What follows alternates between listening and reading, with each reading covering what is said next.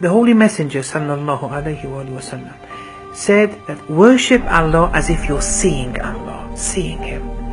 And if you don't see Him, verily He, Allah, is seeing you. Here, two stages of focus of the heart are extrapolated from this tradition. In the first clause, Imam says the traveler, the Salih, is witnessing the divine manifestations of Allah, and the ears of the heart are closed from all else. There's no distraction.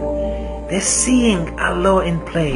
They're seeing Allah in dimension. The eyes of the heart are opened up to Allah's beauty. فَأَيْنَمَا تُوَلُّوا فَثَمَّ وَجْهُ اللَّهِ. Whichever way you turn, there's the face of Allah. Worship Allah like that, as if you're seeing Him. So He's encouraging us to execute the first clause, but even if we're not able to acquire this first clause, the Holy Prophet is saying, at least don't be neglectful in relation to the fact that you're being watched over. At least have that. Now, in the presence of Allah too, there are etiquettes. Etiquettes whose negligence can distance you from true servitude. One of the fourth Imam's disciples narrates seeing the fourth Imam, Imam Sajjad alayhi salam, in Salat.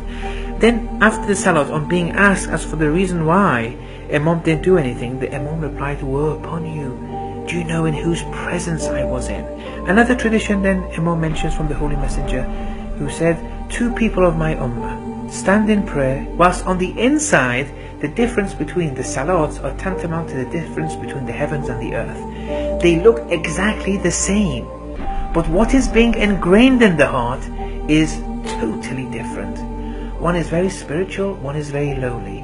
Once I asked Ayatollah Bahjat, rahmatullah alayhi, I said, for a beginner like me, how many times should I recite the formula of Nabi Yunus a day? Ayatollah Bahjat, he said, whether you're a beginner or advanced in spiritual wayfaring, it doesn't matter. The criterion is huzur qalb. Otherwise they're spiritless. Aren't you embarrassed when you do a salat and after the salam you don't even remember anything? Be a bit embarrassed. It requires shame sometimes, the way some people do salat.